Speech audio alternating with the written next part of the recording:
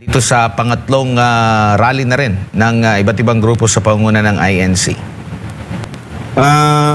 Alam mo, Admar, no? Ang mga Cebuanos ay ano na rin, hindi ko ma-describe yung kanilang sentimento in one word, no? Pero parang puno na rin sila at gusto na rin nilang lumabas, no? Kaso nga lang, kung malapit lang sana yung Liwasan or yung EDSA or yung Malacanang, sigurado ako hundreds of thousands of Cebuanos ay nandun na. Kung nasasakay lang yan ng motor or nalalakad yan, nabibisikleta lang yan. At marami na rin, no, ang ating mga kaibigan na nagme-mensahe. In fact, kanina I was in a meeting kasi merong mga nagtatawag din na kung baka pwede daw na magsagawa din ang mga Cebuanos ng kilos protesta in support of the INC-led protest rally dyan sa Liwasan, Admor. Opo. Dito ba sa mga pahayag na merong mga selective justice, ano nakikita mong mga senyales na meron niyang ganitong nangyayari ngayon sa ating gobyerno? Well, unang-una, yung impeachment ni VP Sara Duterte is already a form of selective justice, no? For the second time, ay ginawan siya ng impeachment complaints base sa mga unfounded na mga allegations na kung titingnan mo ay ginawa, no? At mas questionable pa ang ginagawa nitong administrasyon na to, especially ni Bongbong Marcos na presidente mismo na isang impeachable officer din. That's a form of selective justice na rin, no? Yung ginawa nila kay former President Rodrigo Duterte, kung saan kinidnap nila, dinala sa The Hague at without due process under our judicial system, yun ay isang form of selective justice. Kasi kung titingnan mo, yung mga communist terrorist organizations na parang gano'n na rin ang nagawa, crimes against humanity, bakit nandito sila? Dito sila tinutugis. Yung mga Pilipino nga na may kaso at in fact, some of them were convicted doon sa ibang bansa, ay pilit nating pinapapunta dito. Pero si former President Duterte ay ini-ship out natin sa isang banyaga at dayuhang korte. At doon ngayon siya nakakulong. The latest of which was yung pakiusap ni Bongbong Marcos, yung nadetine ng mga Pilipino doon sa Russia because of some immigration issues. Pinapunta at pinauwi dito thanks to Mr. Putin. Ngayon, ang nakikita natin sa flood control investigations, ito yung pinakamatinding form of selective justice. Walang habas at walang hiya na talaga ang ginagawa ng administrasyon na ito. Noong una, previous administration, makikita mo talagang pagtatakpan nila so that hindi makikita ng tao na in fact it is actually selective justice or political persecution. Ngayon, lantaran na eh. Tingnan mo, kung sino yung mga whistleblowers, siya pa ngayon yung kinakasuhan. Ano lang naman yung kaso nila? Cyber libel. Cyber libel meaning yung besmirching, no? Or pagdudungis ng iyong reputasyon. Kaakibat yan ayon sa Korte Suprema ng iyong posisyon bilang isang public elected or even unappointed or a public employee. Pero ngayon, ang ginagawa nila, yung mga umuusig sa tunay na may mga kasalanan at sangkot dyan, ay siya pang may mga kaso at siya pang unang makukulong. Example, the Brave 22. Example, si Senator Marcoleta, si former Congressman Mike Defensor. Ngayon, si Senator Jinggoy Estrada. Pero yung mga guilty, no, na inadmit na nga nila, inamin nila mismo, ha? You have Bernardo of DPWH, you have Manny Bunuan, and you have the other officials of DPWH na inamin nila. In fact, sinabi nila magsasoli sila ng mga pera na ninakaw nila, pero naka witness protection program na sila, absuelto na sila sa kaso.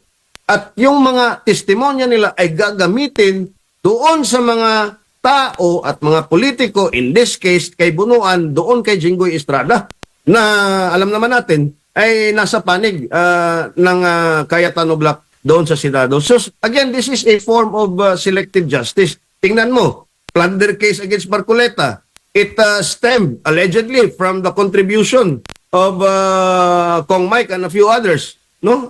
Doon sa kanyang kandidatura. Tingnan na lang natin si Bongbong Marcos.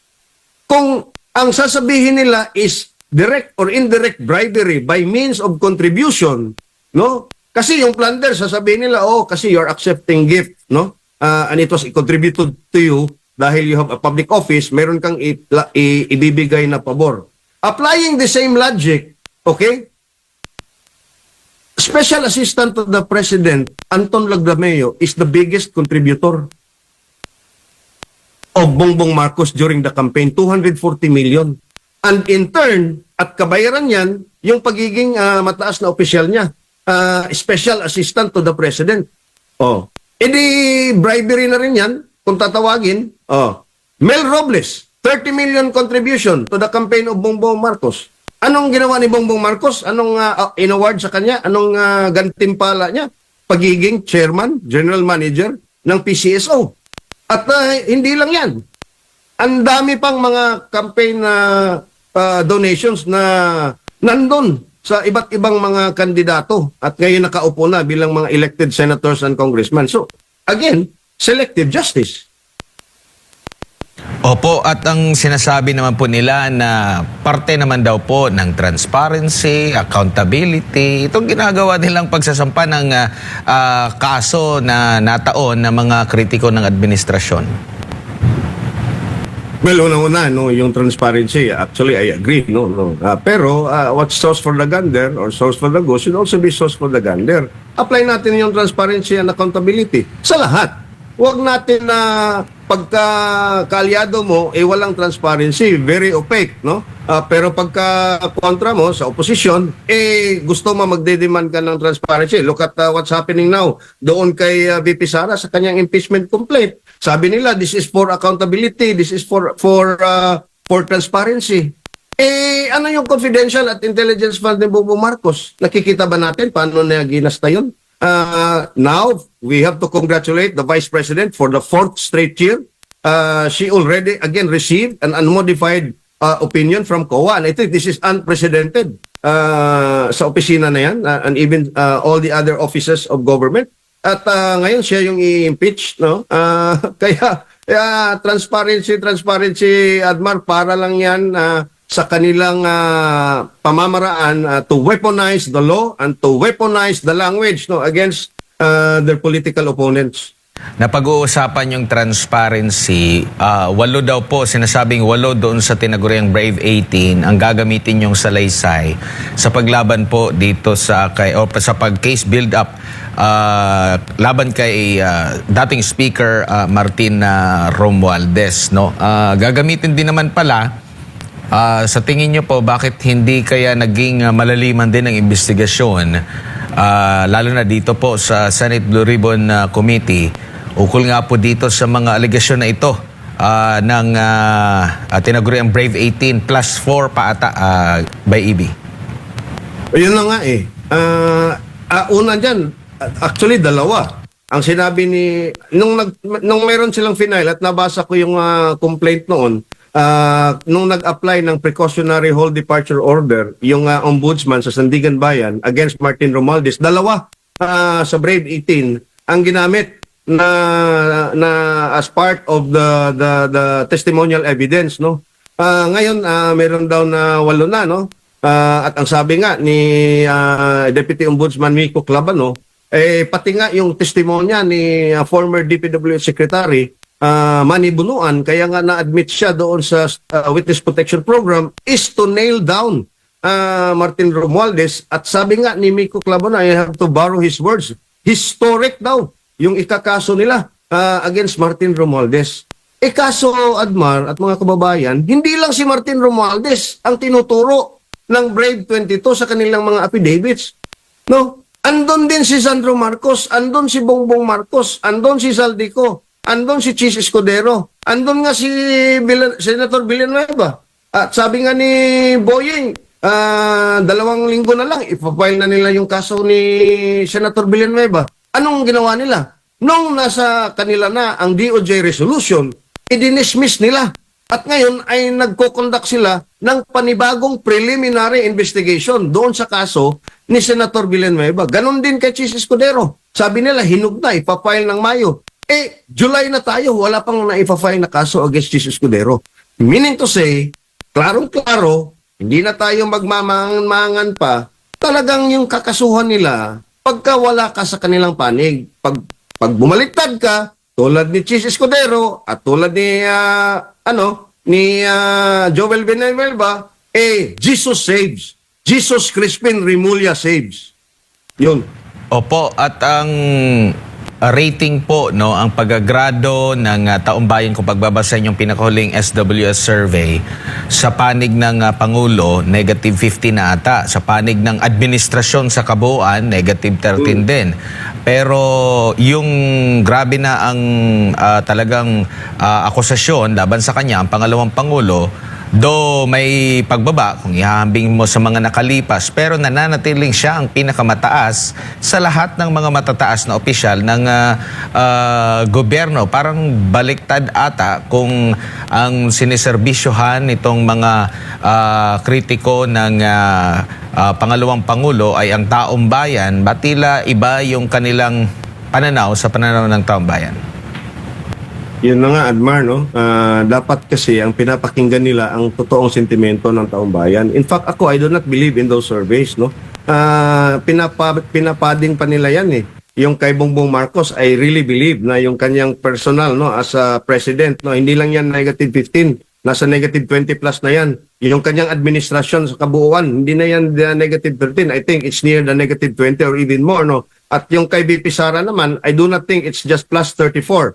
I think it's more than that. Kaya nga lang, bayaran yung mga survey firms din naman dyan para lang maidugtong nila yung kanilang naratibo na para may semblance na bumaba yung ratings ni Inday, ay gagawin nila at gagawin. Pero they cannot fool the entire nation.